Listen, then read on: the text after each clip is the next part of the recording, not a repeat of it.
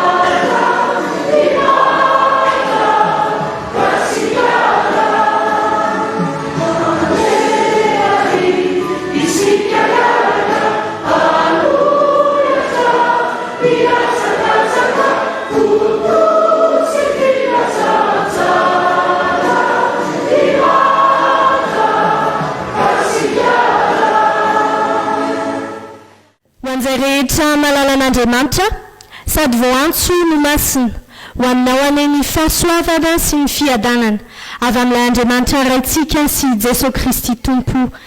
Amen. Anio alahady fa 4 ny volana Janoary 2024 alahady voalohany manaraka ny epifania mbola hibanjinantsika ny Jesu Kristy amin'ny alalan'ny lohahevitra hoe Lehibe ny voninahitr'Andriamanitra. Hanome voninahitra azy Andriamanitra ary isika amin'ny alalan'ny Salamo 5:20 ny andiny voalohany hatramin'ny 4. Amin'ny anaran'i Jesoa, manomeza ny Jehova ary zanak'Andriamanitra, iny manomeza voninahitra sy hery ho an'i Jehova. Omeo an'i Jehova ny voninahitry ny anarany, miankoho feo anatrehan'i Jehova amin'ny fiaingona masina. Ny feon'i Jehova no eny ambony ranobe, Andriamanitra ny voninahitra no mampikotrokorana. Jehova no eny ambony ranobe, ny feon'i Jehova be hery, ny feon'i Jehova be voninahitra. Amen.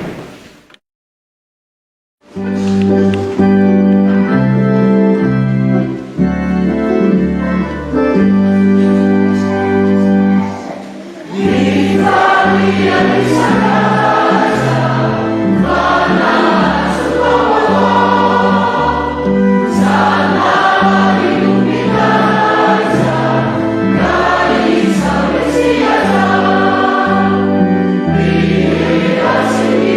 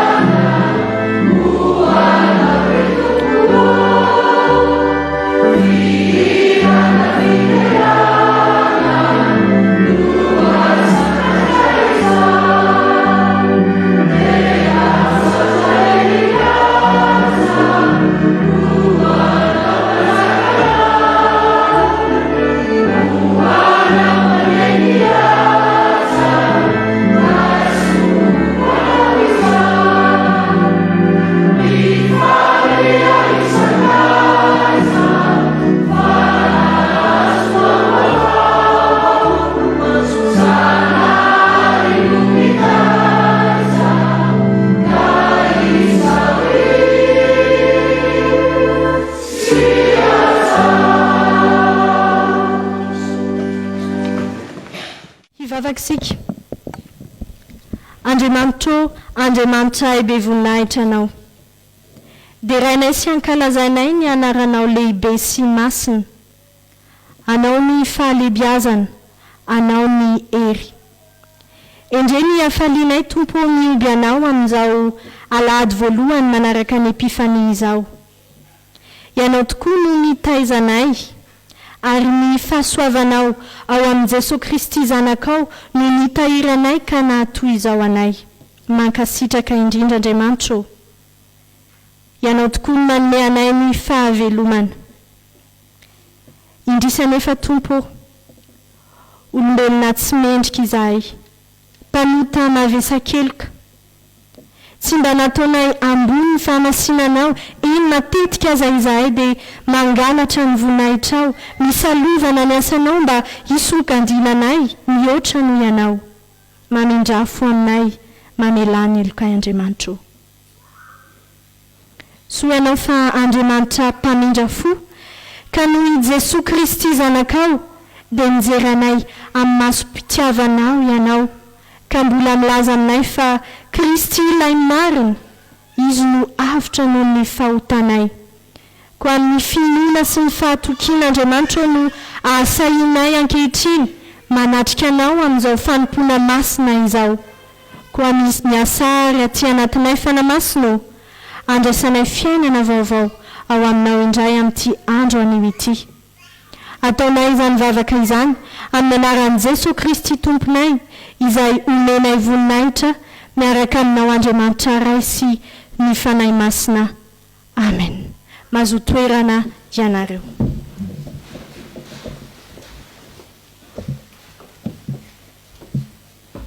Dia mbola faly miarabantsika ny sampana sekoly lahady amin'izao natrarantsika ny taona vaovao izao. Dia ny fitahian'Andriamanitra ny eo amintsika tsirairay avy. Iaraka itsangantsika ny ankizy, ny tanora sy izay rehetra voakasika amin'ny sampana sekoly lahady dia ho ataontsika ny hira 790 sy 700 andininy voalohany sy ny andininy fahatelo. Dia efa vita ny vavaka vao mipetraka tsika tompoko.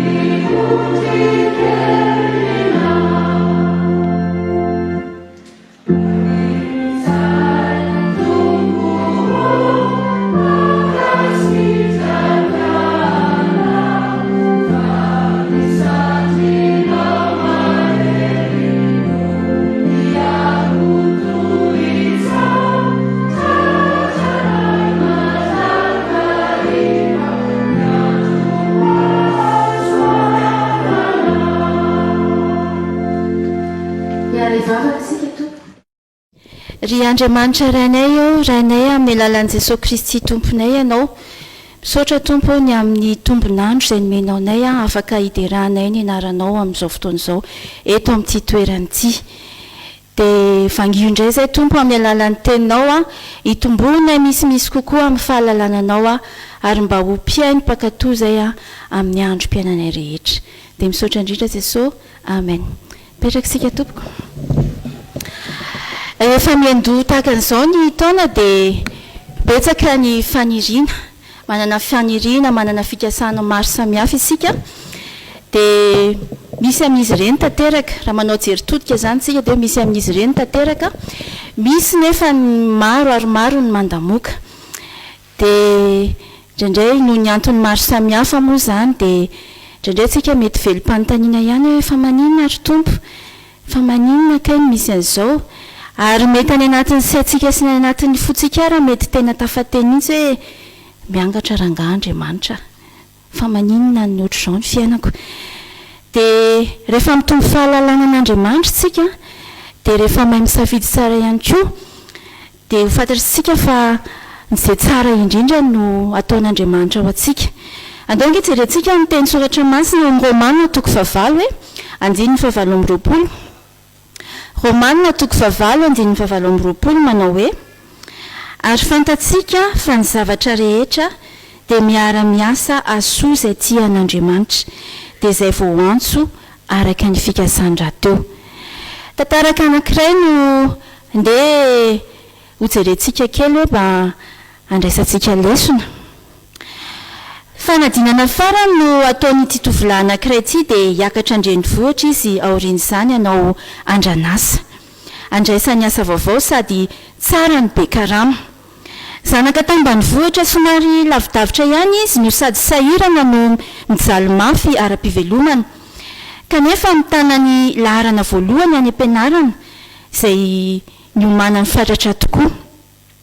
Mpitory-teninay anefa izy ka irany mpitandrina lalandava hanampy azy makany amin'ny toerana lavitra sy ny saridalana. Matetika mandeha ny andro zoma ary miverina ny alatsinainy mamonjy ny fianarana izay manomboka ny talata ka hatramin'ny alakamisy izy. Efatra andro mialohan'ny fanadinana lehibe sady farany dia ny rano mpitandrina andeha hitory-teny any ambanivohitra maherin'ny 100 kilometatra izy. Ratsy be ny andro noho ny rotsakorana ka tsy nahita fiara taksi borosy ny verina intsony izy satria tapaky ny tondran-drano ny tetezana. Tsy voavonjy intsony ilay fanadinana nanankiana ny fanantenana ny amin'ny hoavin'ny manontolo satria 5 andro taty aoriana vao azo namboarina ny lalana. Afa-panadinana avokoa izy 7:20 mianadahy mpiara-mianatra taminy. Izy ilay mahay indrindra major de promotion izay mpitory-teny mpivavaka be ary feny fahendrena irery no tsy afaka satria novonona ny anarany noho ny tsy fahatongavany. Nalahelo mafy izy sady nitomany no ninikoa miary nanome tsinan'Andriamanitra izy noho izao trangan-javatra izao. No tany ambanivohitra lavitra misy ny ray aman-dreny izy sady siditra any am-piangonana no tsy hivavaka ary nanao vavabe fa tsy hifampiraraha mpitandrina intsony. Telo volana taty aoriana tonga namangy ny tovolahy mpitandrina.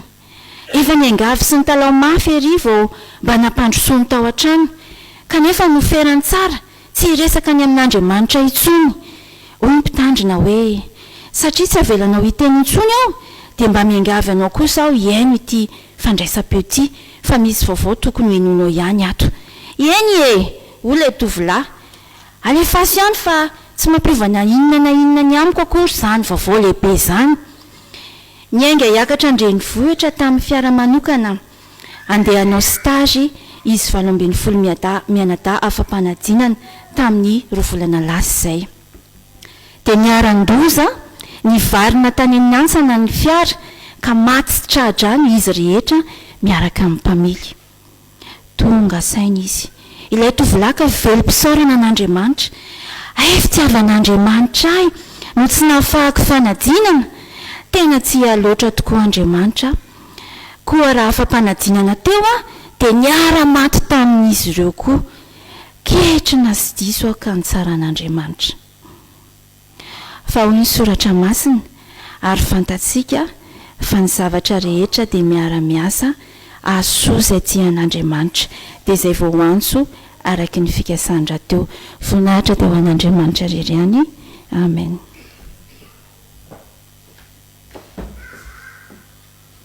Dia mbola hiaraka hivavaka isika tompoko. Dia raha laza ery saotra natolotra anao ry Andriamanitra tsara indrindra ao. Misaotra anao izay fa mbola velatra hampamonjena nomenao izao taom-baovao izao.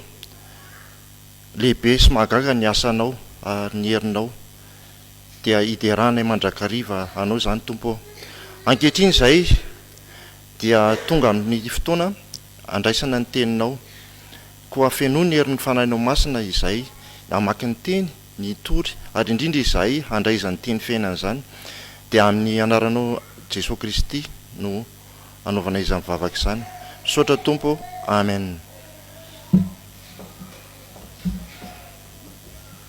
Izao dia hiaraka maka ny tenin'ny soratra masina sika tompoko ka izany dia ho hitantsika eo amin'ny bokin'ny Exodosy. Exodosy fa toko faha 4:20 manomboka amin'ny 9:20 ka hatramin'ny 20.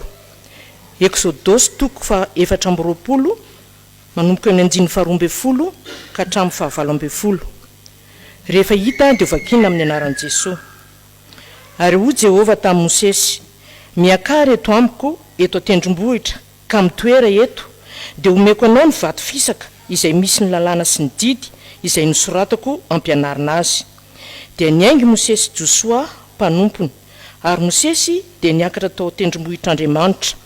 Ary hoy izy tamin'ny loha olona, miandrasana eto mandra-piverina eto aminareo, ary indro arona sy ora dia eto aminareo, ko raha misy olona manana ady aoka ankeo amin'izy roalahy izy. Dia niakatra tao amin'ny tendrombohitra Mosesy, ary ndraona nanarona ny tendrombohitra, ary ny voninahitr' Jehovah nitoetra teo ambonin'ny tendrombohitra Sinay, ary ndraona nanarona azy enemana. Dia niantso a Mosesy tamin'ny andro 7 teo afovoan-draona izy, ary ny fijery ny voninahitr' Jehovah dia teo atampony tendrombohitra, dia tahaka ny afo mandevona teo imason'ny zanak'Isiraely. Dia niditra tao afovoan-draona Mosesy ka niakatra tao amin'ny tendrombohitra, ary nitoetra tao amin'ny tendrombohitra 40 andro sy 40 alina Mosesy. Amen. Hotoizana ny famakina ny teny soratra masina. Izany dia hita ao amin'ny filazantsarany Lioka. Filazantsarany Lioka toko 7 andininy 7 ka hatramin'ny 930. Lioka toko 7 toko 7 andininy 7 ka hatramin'ny 930. Rehefa hita dia hovakiko amin'ny anaran'i Jesosy. Niovan'i Jesosy tare tao atendrombohitra. Ary rehefa tokony ho avalona tao aorian'izany teny izany, dia nitondra ny Petera sy Jaona ary Jakoba izy ka niakatra tany atendrombohitra hivavaka. Ary raha mbola nivavaka izy dia niova ny toetry ny tarehiny, ary ny fitafiany dia tonga fotsy sady nanelatrelatra. Ary indreo nisy roalahy niaraka taminy, dia Mosesy sy Eli, izay niseho tamin'ny voninahitra ka nilaza ny fialany, izay efa efainy any Jerosalema. Ary efa navezatry ny tory ny mason'ny Petera sy ny namany, nefa nahary tory ihany izy. Dia nahita ny voninahitr' Jesosy sy izy roalahy izay teo aminy. Ary tamin'ny nisaran'izy roalahy taminy, dia hoy Petera tamin'i Jesosy, Tompoko, tsara raha mitoetreto isika, ary aoka izahay hanao tranolay 3. Ny anankiray ho anao, ny anankiray ho an'i Mosesy, ary ny anankiray ho an'i Eli. Nefa tsy fantany izay nolazainy. Ary raha mbola niteny izany izy, dia nisy raona ny siho nanarona azy ireo. Ary raha niditra tao amin'ny raona ireo, dia raiky tahotra ny mpianatra 3 lahy. Ary nisy feo avy tao amin'ny raona nanao hoe, ity no zanako voafidiko, izy no enoy. Ary rehefa nitsahatra ny feo, dia Jesosy irery ihany no hita. Ary nanginy izy ireo, ka tsy nilazalaza tamin'ny olona na dia iray akory aza tamin'izany andro izany, ny amin'izay zavatra efa hitany. Amen.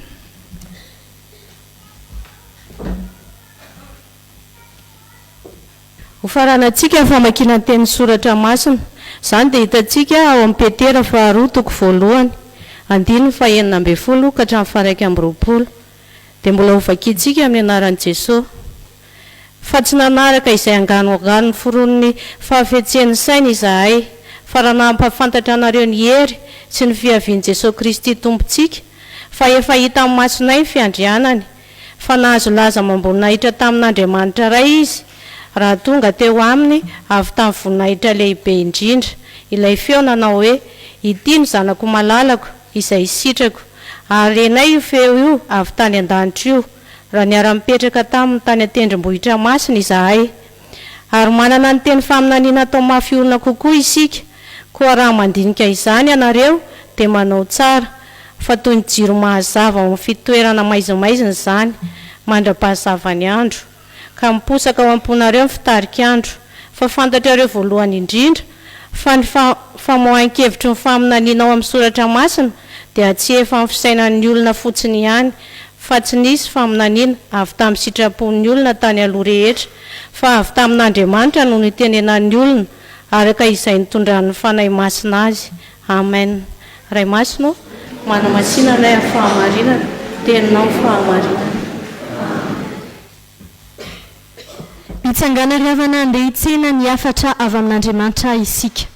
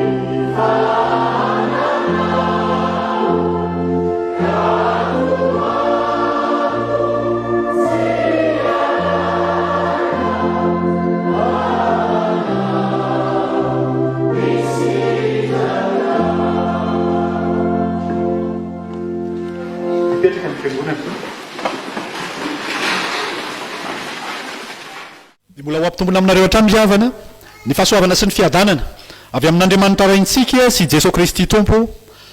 Amen.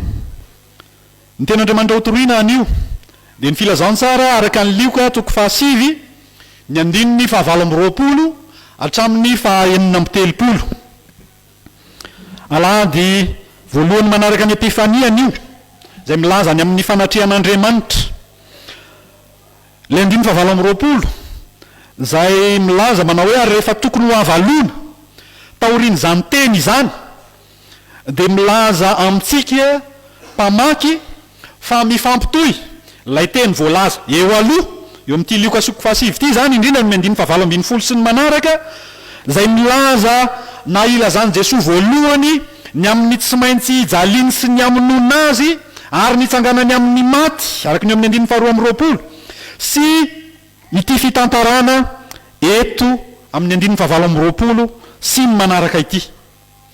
Iainga hiakatra ho an'i Jerosalema Jesosy arak'izay hita amin'ny andininy faha 1 amby telopolo. Inona ny zavatra misy a? Inona ny zavatra tian'Andriamanitra aseho? Tsy aseho tamin'ny Petera sy Jaona sy Jakoba ihany, fa tian'Andriamanitra aseho ho hitatsika sy ho fantatsika, ho retsika koa izay mandeha ny tenin'Andriamanitra amin'ity anio ity. Inona no tian'Andriamanitra ampitaina ny amin'izao fiovan'i Jesosy tare tao an-tendrombohitra izao? Inona no hevitry ny fisehoan'i Mosesy sy Eli niaraka tamin'i Jesosy teo an-tendrombohitra? Zany rehetra zany a no afatra tian'Andriamanitra ho ampitaina amintsika amin'ity anio ity. Raha vakina ny andininy faha 1 amby telopolo dia misy an'ireto teny reto ao. Ny fialany izay niseho tamin'ny voninahitra ka nilaza ny fialany izay efa efainy any Jerosalema. Misy teny anankiroa ao, voninahitra ny anankiray, fialana ny anankiray. Fa ao anatin'ny fanazavana no andraisantsika ny afatra, fa izay tian'Andriamanitra ho ampitaina ao anatin'izany dia izao: voalohany a voninahitra, ny faharoa fanafahana. Ahoana moa no ilazana an'izany? ny voalohany hoe voninahitra milaza ny voninahitr'Andriamanitra ao amin'ny Jesoa izao fiovany tare sy ny zavatra rehetra niseho ny araka tamin'izany tao atendrombohitra izao. Tian'Andriamanitra ho hitantsika ny voninahiny ao amin'ny Jesoa ary asehony mihitsy zany. Dia ny 2:30 no vakitsika na dia milaza an'izany avokoa aza reo andinitsoratra masina rehetra reo hoe 2:30 vakitsika miaraka amin'ny anaran'i Jesoa zany manao hoe ary efa navesatry ny tory ny mason'ny Petera sy ny namany nefa nahary tory ihany izy dia nahita ny voninahitr' Jesoa izy roalahy dia nahita ny voninahitr' Jesoa sy izy roalahy zay teo aminy, zany hoe Mosesy sy Eli teo aminy koa zany. Inona ny voninahitr' Jesoa zay hitan'izy telo lahy Petera, Jaona sy Jakoba ny nahita azy? Ny voalohany ny niovan'i Jesoa tare, nivavaka tany tendrombohitra Jesoa tamin'ity fotoana ity, ary netiny niaraka taminy izy telo lahy Petera sy Jaona ary Jakoba. Efa fanaon'i Jesoa no mivavaka any tendrombohitra, indrindra raha miatrika zavatra lehibe eo amin'ny dingam-piainany sy ny iraka izay nanoran'Andriamanitra azy izy. Dia zao ny voalaza eo amin'ny 2:20 rehefa nivavaka tany atendrombohitra Jesoa. Vakitsika miaraka amin'ny anaran'i Jesoa. Ary raha mbola nivavaka izy dia niova ny toetry ny tarehiny ary ny fitafiny dia tonga fotsy sady nanelatrelatra. Matio sy Marka rehefa mitantara an'io dia hoe niova ny tarehin'i Jesoa. Fa i Lioka rehefa mitantara an'io tsy dia tena izay niova izay loatra no ambarany ny voambola nampiasainy, na dia zany aza no hitantsika eo amin'ny dikateny amin'ny teny malagasy fa hoe tonga ho hafa mihitsy ny tarehin'i Jesoa, tonga ho hafa mihitsy ny tarehin'i Jesoa. Zay zany ny fomba ilazan'ny Lioka azy. Maneho ny maha-Andriamanitra an'i Jesoa ilay nahatonga ny tarehiny ho lasa hafa mihitsy, hafa mihitsy, satria Andriamanitra no tondrona hoe hafa mihitsy. Amin'ny teny frantsay dia hoe tout autre, tsy misy toa azy, tsy misy tahaka azy, tsy misy mitovy aminy. Ary dia toy izany no fiovan'ny endrik'i Jesoa na ny tarehin'i Jesoa tamin'ity fotoana ity tao atendrombohitra. Voninahitr'Andriamanitra nasehony tao amin'ny Jesoa zany, ary nahita zany ireto vavolombelona ireto. Fa niaraka tamin'izany koa dia niova ny fitafiny, tonga fotsy manelatrelatra. Le manelatrelatra dia mitovy amin'ny tselatra, mazava be, toy ny afo, manjo-pika be. Ary zany manelatrelatra zany dia tsy inona fa milaza ny amin'ny voninahitr'Andriamanitra. Ny voninahitr'Andriamanitra no manelatrelatra, nanelatrelatra tao amin'ny Jesoa zany voninahitr'Andriamanitra zany. Fa ilay fotsy dia milaza ihany koa ny amin'ny fahadiovana, ny amin'ny fahamasinana. Ary Andriamanitra irery no madio sy masina dia nasehon'Andriamanitra tao amin'ny Jesoa zany. Ny soratra masina dia milaza amintsika manao hoe izy tsy nahalalaota. Maneho ny maha-Andriamanitra an'i Jesoa, maneho ny voninahitr'Andriamanitra ao amin'ny Jesoa izao fitafiana fotsy manelatrelatra izao. Raha nandre tsara ny vakitentsika teo, ny vakiteny voalohany tao amin'ny Exodosy, rehefa niakatra nankany tendrombohitra koa Mosesy rehefa natsoan'Andriamanitra izy. Dia rehefa toy izantsika ny vakiteny iny ao amin'ny Exodosy rehefa niverina nidiny Mosesy tamin'ilay nidina fanondroany, fa nisy fiakarana sy vidina fanondroany moa, dia niova koa ny tarehan'ny Mosesy. Rehefa mifanatrika amin'Andriamanitra zany, rehefa tena mivavaka zany ka tafiditra amin'ny firaisana sy mifiombana an'Andriamanitra dia manenona miova ny olona. Lasa mifindra ty amin'ny olona ny voninahitr'Andriamanitra, ny fahamasinan'Andriamanitra, ny fahadiovan'Andriamanitra. Ary zany no miseho teto. Ny an'i Jesoa moa tsy hoe mifindra, fa anehoan'Andriamanitra fa ity mihitsy no zanany, Andriamanitra ny irahany, arak'ilay ambarany ery ambany hoe ilay voafidiny anatanteraka ny famonjeny eto amin'izao tontolo izao. Inona koa ny voninahitr' Jesoa izay hitan'izy telo lahy teto? Nisy roalahy resaka taminy koa teo. Dia rehefa nandeha ny tantara dia zay vao fantatra hoe Mosesy sy Eli reo, satria tamin'izany tsy fantatra hoe, tamin'izany tsy mbola nisy sary ohatr'izao ny paozin'izany Mosesy zany dia ohatr'izao ny paozin'izany Eli zany. Fa rehefa nandeha ny zavatra teo dia nataon'Andriamanitra ho tonga tao an-tsain'ny ry Petera sy ny namany teo fa Mosesy sy Eli reo. Mosesy dia manambara ny lalàna. Hitantsika teo nandray ny lalàna avy amin'Andriamanitra izy. Eli dia manambara ny mpaminany. ary raha miresaka hoe lalàna sy mpaminany eo amin'ny baiboly eo amin'ny soratra masina eo amin'ny jiosy indrindra dia tsy inona fa ny soratra masina no atao hoe lalàna sy mpaminany.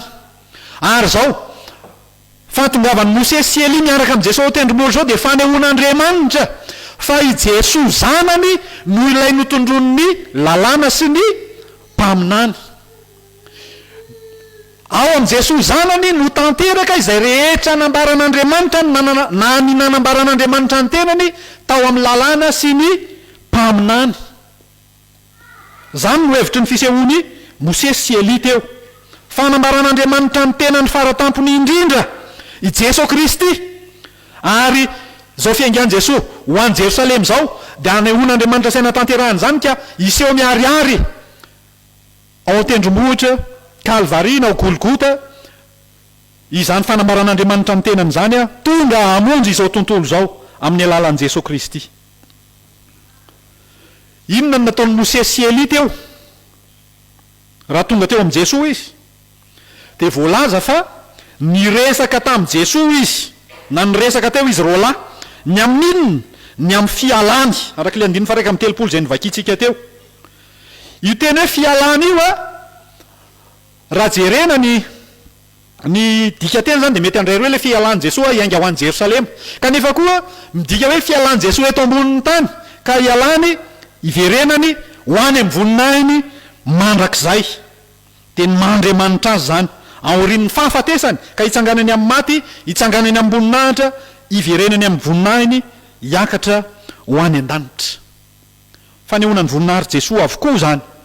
Ny rahona zay voalaza eto eo amin'ny 4:30 dia hitantsika fa rehefa namaky ny Exodosy tsika teo dia niditra tao amin'ny rahona koa Mose sy le rahona dia manambara ny fanatrehan'Andriamanitra miverina koa zany eo amin'ity Jesosy nivavaka tao an-tendrombohitra ity, manatrika eo Andriamanitra ary ao amin'ny Jesosy mihitsy ny fanatrehan'Andriamanitra satria Andriamanitra izy. Ny voninahitra Jesosy zay hitan'izy telo ihany koa dia le fanambarana miezinezina nataon'Andriamanitra zany hoe tsy hitan'ny masotra le voninahitra fa ren'ny sofina indrindra koa dia le anambaran'Andriamanitra eo amin'ny 5:30 manao hoe ity no zanako voafidiko izy no henoy. Ny olona dia tsy nahalala hoe izy Jesosy. Eo amin'ny 5:20 sy manaraka eo aloha mantsy dia nanontany Jesosy hoe ataon'ny olona ho iza moa aho, dia ny sasany teny hoe ataon'ny olona ho Elia ianao, ataon'ny olona ho Jaona mpanao batisa sy ny sisa. Olona ihany ny fahafantaran'ny olona ny Jesosy. Fa Petera no nanao ny fanekem-pinoana miezinezina hoe ianao no Kristin'Andriamanitra. Ary zao fampahitana ataon'Andriamanitra ao amin'ny Petera sy ny namany zao dia fanamafisan'Andriamanitra an'izany fa i Jesosy tokoa ny Kristin'Andriamanitra. Dia manamarina an'izany manapirofo zany izao fanehoan'Andriamanitra ny voninahiny amin'ny Kristy ka avelan'ny ho hitandry Petera sy ny namany izao. Ny voninahitr'Andriamanitra araka le Exodosy 4:20 dia manelatrelatra tahaka ny afo. Ny voninahitr'Andriamanitra zany koa dia mavesatra raha jerena ny dika teny dia mavesatra mihitsy na misy lanja zany no atao hoe voninahitra. Fa ny voalaza eo amin'ny 2:30 dia navesatry ny tory ny mason'ny Petera sy ny namany Jaona sy Jakob zany, kanefa nahary tory ihany izy ka nahita ny voninahitra Jesosy sy Mose sy ary Elia dia soa ihany ary misaotra an'Andriamanitra mihitsy nampahita azy zany.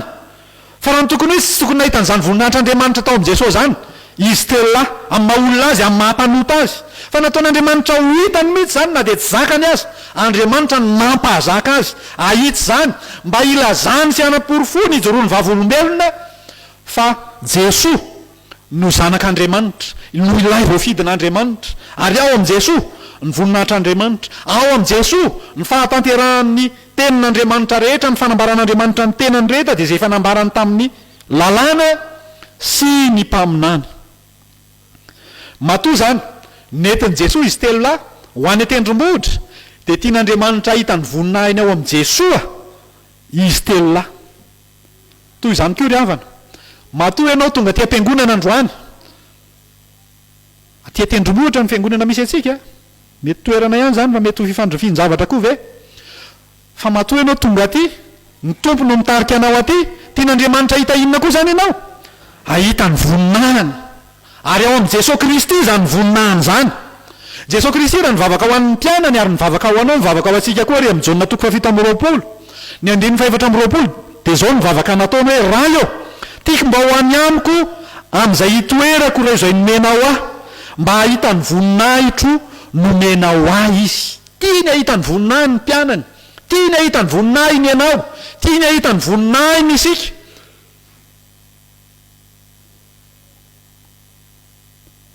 Ahoana no ahafantarantsika fa nahita ny voninahiny sika? Rehefa nahita ny tompo sika, nahita ny voninahiny sika, manana firaisana aminy sika tahaka ny Jesosy nivavaka tao tendrombohitra dia tafiditra tamin'ny firaisana amin'Andriamanitra miova ny tarehiny. Miova io tarehanao io rehefa tafahoana marina amin'Andriamanitra ianao.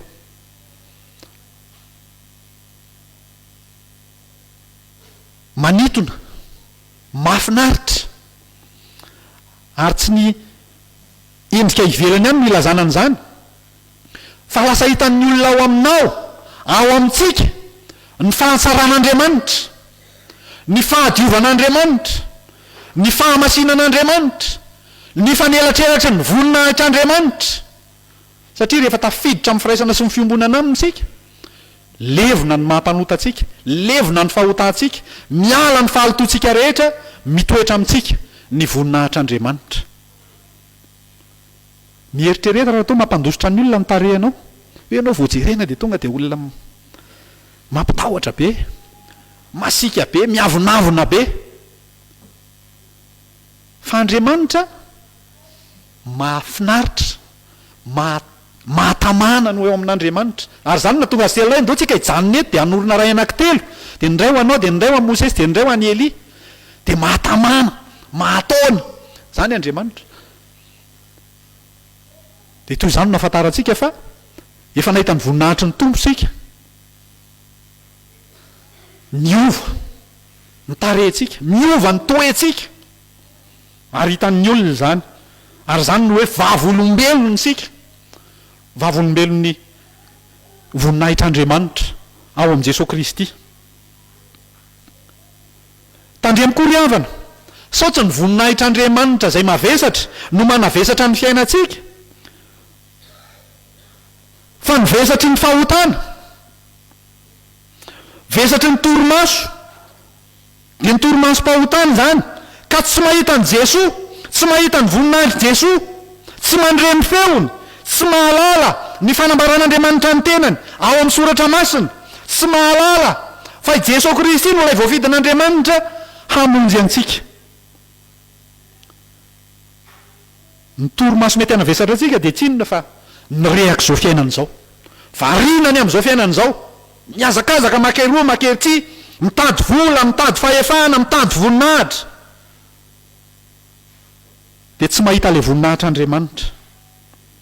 Tandremo, reniko zany, torimasom-pahotana zany, fa efa tonga Jesosy, lay ambaran'ny lalàna sy ny taminany, hitondra antsika miakatra,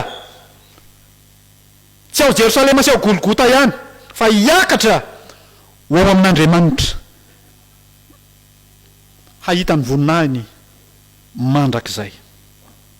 Ry havana malalo amin'ny tompo, tsy misy tian'Andriamanitra ho rendrika ao anatin'izany torimasom-pahotana zany sika na dia iray akory azy, fa tiany hahita ny voninahiny ao amin'i Jesosy Kristy, zanany malalany, manatona azy, manaraha azy, mananana firaisana sy fifandraisana amin'ny tsy tampaka amin'ny alalan'ny vavaka sy ny tenin'Andriamanitra.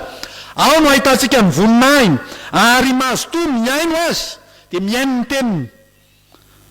Fa amin'izany no ahitantsika ny voninahitr'Andriamanitra ao amin'ny Kristy. Zay ny voalohany, voninahitra, dia ny voninahitr'Andriamanitra ao amin'ny Kristy ny tian'Andriamanitra ho hitantsika amin'izao fiovan'i Jesosy endrika natare tao an-tendrombohitra zao. Fa ny faharoa dia hoe fanafahana, milaza ny fanafahan'Andriamanitra ao amin'i Jesosy koa ity fiovan'ny tare tao an-tendrombohitra ity. Tian'Andriamanitra ny ahazoantsika fahafahana, ary Jesosy Kristy no nirahiny hanafaka atsika. Dia inge ovakitsika indray ilay 9:30 sy 1:30 teo hoe amin'ny anaran'i Jesosy, ary indreo nisy Rolany resaka taminy, dia Mosesy sy Elia izay niseho tamin'ny voninahitra ka nilaza ny fialany izay efa efainy any Jerosalema. Le teny hoe fialana io a no votoatin'ny resaky mosesialy tamin'ny Jesoa teto. Amin'ny teny grika io teny hoe fialana io a dia exode ny teny frantsay, fialana na fivoahana, fifindra-toerana, fifindra-monina.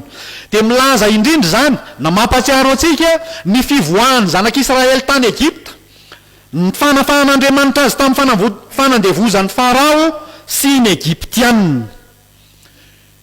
Hiakatra ho an'ny Jerosalema Jesoa eto, anatanteraka ny drafitr'Andriamanitra ho an'izao tontolo zao, dia ny anafaka azy amin'ny fanandevozan'ny ota, anafaka izao tontolo zao amin'ny fanandevozan'ny ota amin'ny alalan'i Jesosy Kristy zanany malalany, izay hijaly sy hofaty kanefa hitsangana amin'ny maty koa amin'ny andro fahatelo, ary hiakatra ho any an-danitra aho velona mandrakizay, hitoetra amin'ny voninahiny mandrakizay.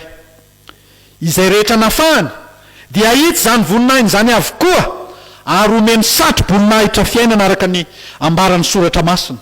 Fahafahana no omen'Andriamanitra ny olona, ary ao amin'ny Jesosy Kristy irery ihany no misy zany fanafahana sy fahafahana zany. Zao no voasoratra any amin'ny Kolosianina toko voalohany ny 2:12 hatramin'ny 4:10. Ka misaotra ny ray izay nampamendrika antsika anana anjara amin'ny lovan'ny olona masina eo amin'ny mazava, sady nahafaka atsika tamin'ny fahefan'ny maizina ka namindra atsika ho amin'ny fanjakan'ny zanany malalany, izay ananantsika fanavotana dia ny famelana ny helotsika. Andriamanitra nanafaka atsika tamin'ny fahefan'ny ota sy ny devoly tamin'ny alalan'i Jesosy Kristy zanany malalany, ka nampandova antsika ny fanjakany. Ry havana malala, tsy misy mpanafaka afa-tsy Jesosy. Jesosy no ilay voafidin'Andriamanitra, voatendrin'Andriamanitra, nosoran'Andriamanitra, anafaka ahy, anafaka anao, anafaka an'izao tontolo zao. Zay mitady fahafahana, zay mitady fanafahana, tsy maintsy manatona an' Jesosy mpanafaka. Fa Jesosy no efa miteny manao hoe fa raha ny zanaka no hahafaka anareo, dia hoana ny teny, dia ho afaka tokoa ianareo. Ry havana malala, fantatrareo ve le atao hoe MOP eo amin'ny raharaham-pitsarana sy ny famonjana? Ny fanalavana azy dia ny hoe main d'œuvre pénitentiaire. Natao izy io ho fanabeazana, ho famerenana tsikelikely ny olona zay voafonja, voaheloka, mba ho tafaverina ao anatin'ny fiarahamonina rehefa tonga ny fotoana zay avitan'ny saziny. Zay ilazana an'izany dia zao hoe reny olona ireny tsy mbola olona afaka akory, na dia mivoaka aty ivelany ihany aza na amin'ny toerana voafaritra manatanteraka izany asa sy raharaha zany, fa olona mbola voaheloka, mbola voafonja. Ny tiany ilazana an'izany dia zao, misy ny kristianina zay mbola voafatotra, na dia mitondra anaranao kristianina ihany aza, na dia vita batisa voasoratra ao anatin'ny rejistra ny fiangonana ihany aza, kanefa mbola voafato javatra samy hafa. Ary zay zava-doza indrindra dia mety mbola voafatotry ny fahotana, voafatotry ny ota, mbola tsy nafahany Kristy. Ary zany no tsy maintsy andiniantsika tena, ka natona atsika ihany Kristy amin'ny fibebahana anafahany atsika, fa tsy misy mpanafaka afa-tsy Jesosy Kristy. Zay voalaza eto amin'ny tenin'Andriamanitra hoe izy na ity no voafidiko, izy no henoy. Tandremo mamita tena ka tsy mbola nafahana akory kanefa mieritreritra fa olona afaka amin'ity anio ity, indrindra amin'izao fiandroan'ny taona vaovao zao, mandiny tena mibeba ka manatona an' Jesosy mba ho afahana fa ny anafaka antsika amin'ny fatorana rehetra no efa nanondran'Andriamanitra azy hoe ty amin'izao tontolo zao, mba ho zanak'Andriamanitra marina tokoa isika. Indraindray mantsika mety ho variana fotsiny ao anatin'ny hoe fanimpona, tsy ratsy ny fanimpona, fa raha tsy mbola olona afaka ianao no manompo an'Andriamanitra dia zava-poana ny fanimponao, fa ny olona afaka manompo an'Andriamanitra zany no ankasitrahana eo anatreny, koa dia zay olona afaka aloha manatona an' Jesosy ho afahany ianao. Ry havana malala ao amin'ny tompo a, ho farana n'izao afatra avy amin'ny tenin'Andriamanitra zao. Zao ny voalaza eo amin'ny 9:30 tapany farany amin'ny anaran'i Jesosy hoe ary nanginy izy ireo ka tsy nilazalaza tamin'ny olona na dia ray akory aza tamin'izany andro zany ny amin'ny zavatra efa hitany. Zava-mahagaga loatra no hitany sy reny, dia sarotra aminy nilaza sy ny tantaran'izany, dia nanginy izy ireo zavatra tsy mbola azony mihitsy. fa rehefa taty aorina rehefa nitsangana tamin'ny maty Jesosy rehefa niakatra tany an-danitra milaza amin'izay Petera ka nanoratra an'le Petera faharotoko voalohany io manomboka amin'le 19 sy ny manaraka ny vakitsika teo nanambarany amin'io zavatra niseho io fa tsy angano no aharira no zavatra tantarainy sy ampianariny ny amin'ny Jesosy fa zavatra tena hita amin'ny maso reny ny sofina ary azo sapaitanana nasehon'Andriamanitra azy enao koa amin'ity anio ity tsy angano na aharira no renao sy fantatrao ny amin'ny Jesosy fa raha tena azy marina ianao rehefa tonga tao amin'ny marina ianao dia efa nahita ny voninahiny raha tena azy marina ianao dia efa nafahany marina ka efa tonga zanak'Andriamanitra zao fivany Jesosy tare tao tendrombohitra zao dia ilazan'Andriamanitra amintsika ny voninahitr'Andriamanitra ao amin'ny Jesosy Kristy zanany ilazan'Andriamanitra amintsika ny fanafahana ao amin'ny Jesosy Kristy zanany irery ihany koa raiso zany amen.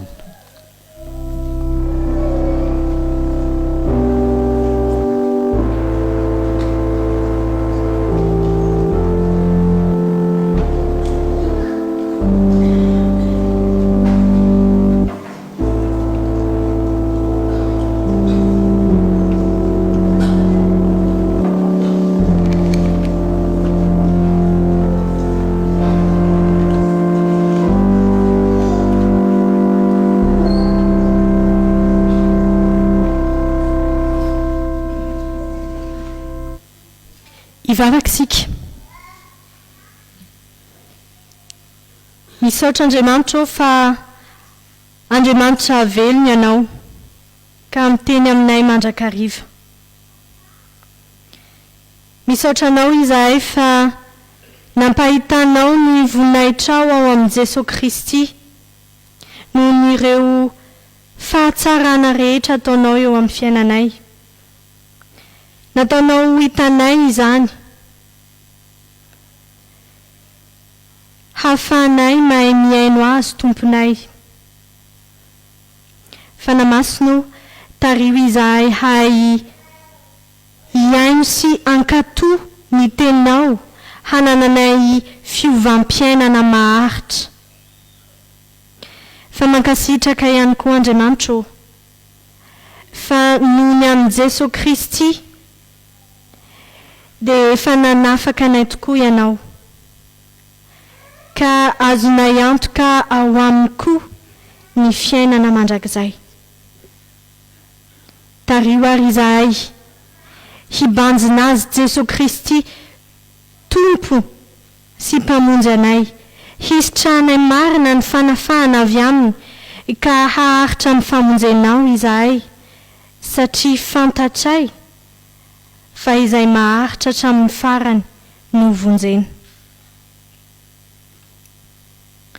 misaotra Andriamanitra fa fotoana toy izao omenao anay hitondrana eo aminao ny fiainanay koa mivavaka aminao ary izahay ho an'ny fiangonan'i Jesosy Kristy eto Madagasikara ampijoro mandrakariva ho vavolombelon'ny voninahitrao ka hampifo ny fiarahamonina ny firenena eny izao tontolo izao mihitsy azy mivavaka izahay ho an'ity firenena ity tario koa izahay hibanjina an'i Jesosy Kristy ka hanana fanafahana marina ary ho sambatra tokoa an'ity Madagasikara na ity fa fotoana izao Andriamanitra hitondranay eo aminao ny fiainanay tsirairay avy izao maro ireo fitahiana nomenao anay tiana hisaorana anao fa koa ireo izay manahirana anay tiana entina eo aminao koa amin'ny alalan'izao vavaka mangina izao Andriamanitra dia miaino anay ianao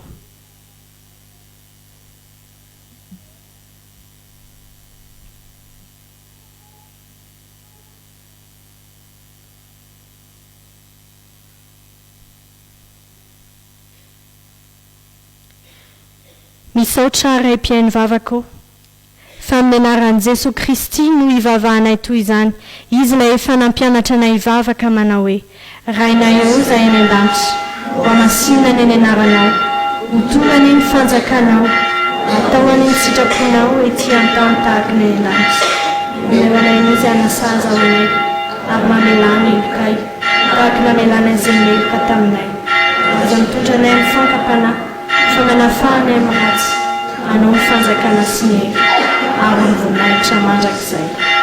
Amen. Ny olona afaka riavana dia samy manambara ny finoany ka ny fanekempinoana apostolika no iombolantsika amin'ny fiangonana masina maneran'izao tontolo izao. Mitsangana isika hiaiky ny finoantsika isika. Mino an'Andriamanitra ray tsy tompo mpanao lanitra sy ny tany aho, ary mino an' Jesosy Kristy zanan'ilay tokana tompontsika izay nitorotorona tamin'ny fanahy masina nateraky Maria Virginy, nijala hanapaky Pilato, nimbona tamin'ny hazo fijaliana, maty ka nalevina, nidina tany amin'ny fiainantsika, nitsangana tamin'ny maty tamin'ny andro fahatelo, miakatra manendanitra, mipetraka eo kavan'Andriamanitra ray tsy tompo, avy any mevy ny tsara amin'ny velona sy ny maty. Mino fanahy masina, fiangonana masina maneran'izao tontolo izao, fiangonan'ny olona masina, ny famelan-keloka, fitsanganany tena maty, ary ny fiainana mandrakizay. Mahazo toerana ianareo. Amarana ny fotoantsika ho tanterantsika avy hatrany ny hira voalahatra ny 770 ny 1 sy ny 2 dia ary iara-mitsangana isika rehetra iredona ny hira riavana.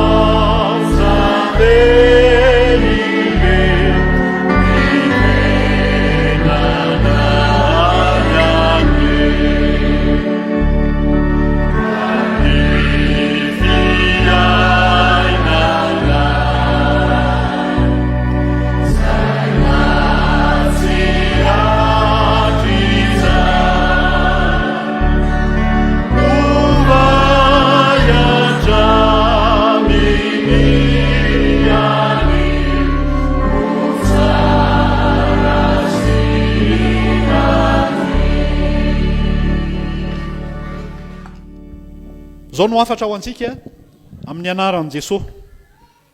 Koa amin'izany, manetreteny eo ambany tanamaherin'Andriamanitra mba hanandratany anareo amin'ny fotoan'andro, ary apetrao aminy fanahinareo rehetra fa izy no miahy anareo. Mahonona tena, miambena, fa ny devoly fahavalonareo mandehandeha tahaka ny liona mierona mitady izay arapany. Toero izy ka miorena tsara amin'ny finoany anareo, satria fantatrareo fa izany fahoriana izany dia manjo ny rahalanareo rehetra eran'izao tontolo izao. Ho tanteraka aminareo anie ny tsodrano izay tononona amin'ny anaran'i Jesosy Kristy tompontsika. Ary Andriamanitra ny fahasoavana rehetra izay efa niantso anareo ho any amin'ny voninahiny mandrakizay ao amin'ny Kristy, rehefa nianitra fahoriana vetivety ianareo, dia izy no hatanteraka sy ampiorina ary ampitoetra anareo. Amen. Mipetraka mivavaka mangina isika.